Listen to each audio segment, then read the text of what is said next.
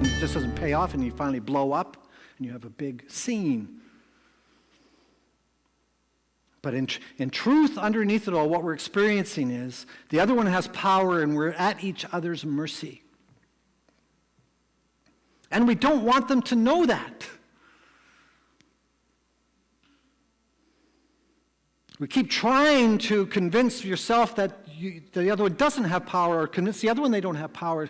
Get safe, somehow getting your power back.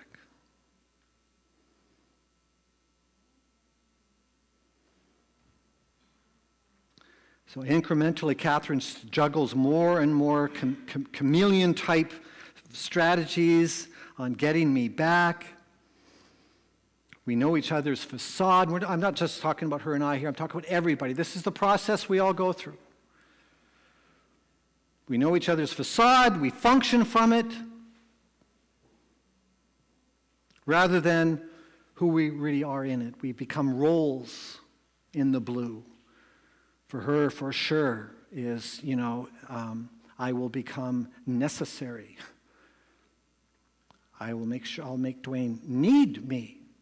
Again, in the hope that maybe Dwayne will want me. And sadly, no matter how successful those strategies are in playing this one out, without real, authentic people in the relationship begins to die. It becomes bankrupt at every level. There's more withdrawn from it than put into it. And the only thing you can put into a relationship to make it work is your real self.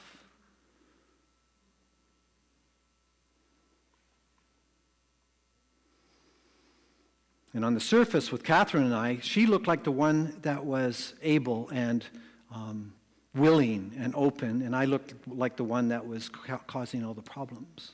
But we were actually both equally gridlocked. Can you appreciate that? Can you see that? That it's not just the distancer that is the problem.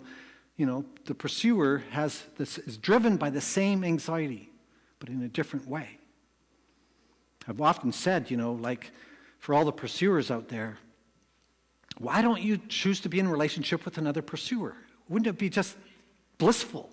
You could just pursue each other all day long and give each other all day long. Wouldn't it be just wonderful? And your friends introduce somebody like that to you and you're not interested. There's no chemistry. It's because you are equally terrified about intimacy as the pursuer. And a pursuer keeps you, or a distancer, because being with a distancer, it keeps you safe. You can explain your own difficulty with intimacy by their actions.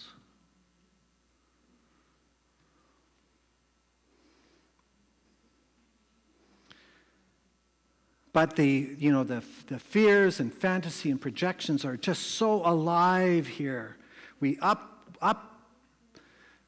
turn up our strategies. Hers is for that romantic ending, and I'm fantasizing about her not being so anxious. My fantasy is that I'm not going to have to feel guilt. Just be nice was my battle cry.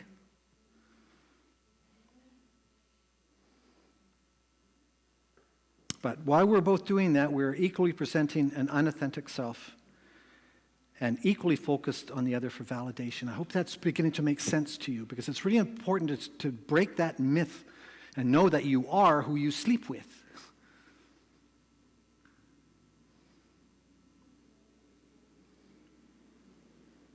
This is also a time that's highly anxious, that all kinds of symptoms start showing up here of addictions, affairs, fighting. It gets kind of desperate. One says, I need you. The other one says, I need space. That's what we did.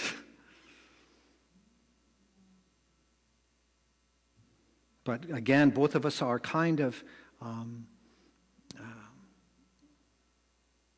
holding the other one as having so much power. And thus we are both powerless in the middle of this situation because this other one is important. And we're both upset because being so other focused, other validating focused, we get upset at the other one because they're not playing by the rules that you thought this relationship was for and the agreement to satisfy your blue fantasy of what you think you need. This is when sex becomes routine or just going through the motions. The battleground of having to play this out that's happening all day long in your relationship now gets personified in the bedroom.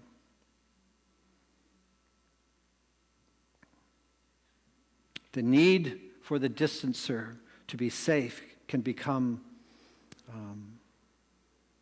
he can become sexually uninterested, so it seems.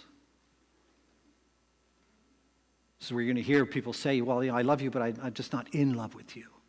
How can you be? Look, what part of you is in the relationship? That blue part cannot feel love, only fear.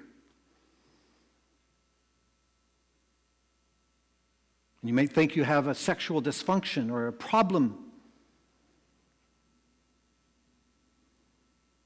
For the most part in situations like this is not a sexual problem. This is an intimacy problem. This is a differentiation problem. This has more to do with differentiation and how you play it out, how you have to guard and defend yourself and seek validation in the way you think you need it than anything else.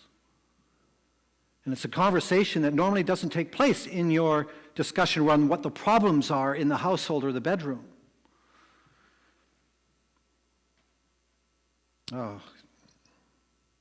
And this is when we turn to solutions that sometimes can be ridiculous and missing the point.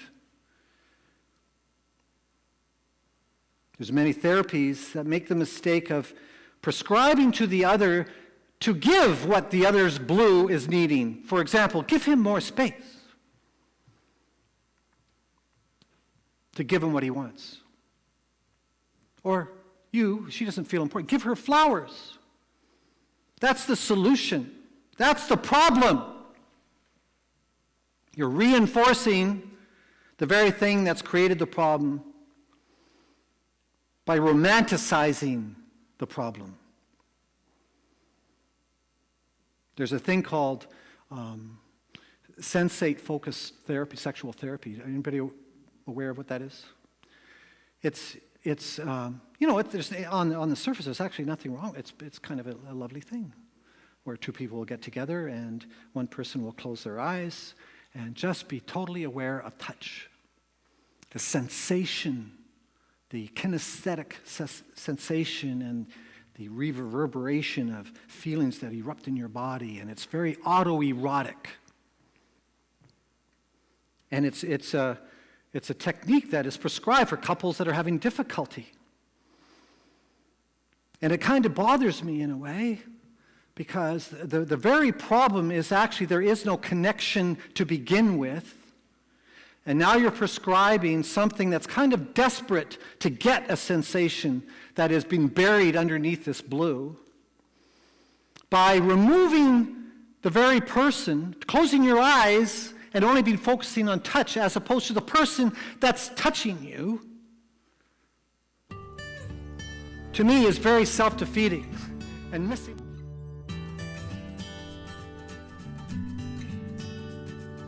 You are the pursuer to ask yourself, how much of your individuality do you give up in order to preserve a sense of relationship? That's the problem.